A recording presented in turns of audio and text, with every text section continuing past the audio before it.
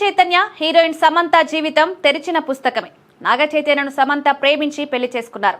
వీరికి 2017లో వివాహం జరిగింది. కొన్నాళ్లకే ఇద్దరి మధ్య విభేదాలు రావడంతో అక్టోబర్ 2021లో విడిపోతున్నట్లు ప్రకటించారు.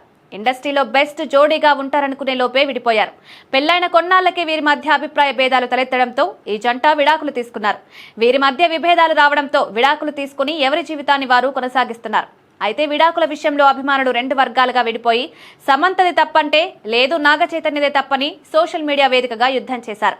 విడాకులపై నాగ చైతన్య ఎప్పుడూ మాట్లాడింది లేదు. కానీ సమంత మాత్రం తన సినిమాల విడుదల సమక్షంలో పరోక్షంగా విడాకులపై స్పందిస్తూ వస్తున్నారు. అయితే వారిద్దరూ తిరిగి కలిస్తే బాగుంటుందని అభిమానులు కోరుకున్నారు. తర్వాత నాగ చైతన్య శోభితతో రిలేషన్లో ఉన్నాడు. తనతో ఉన్న బంధాన్ని పెళ్లిగా మార్చుకున్నాడు. ఈ క్రమంలోనే సైలెంట్ గా శోభితను రెండో వివాహం చేసుకున్నాడు. సమంత ప్రస్తుతం ఒంటరిగా ఉంటున్నారు. అయితే పెళ్లి తర్వాత ఎవరి జీవితాలు వాళ్ళు జీవిస్తున్నారు.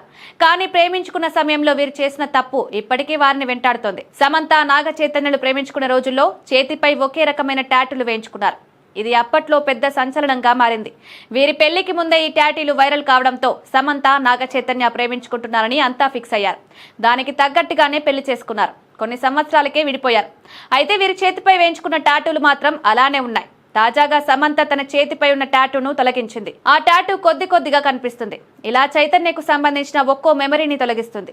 దయచేసి మళ్ళీ ప్రేమలో పడి ఇలా టాటూలు వేయించుకోవద్దంటూ నెటిజన్లు కామెంట్స్ చేస్తున్నారు.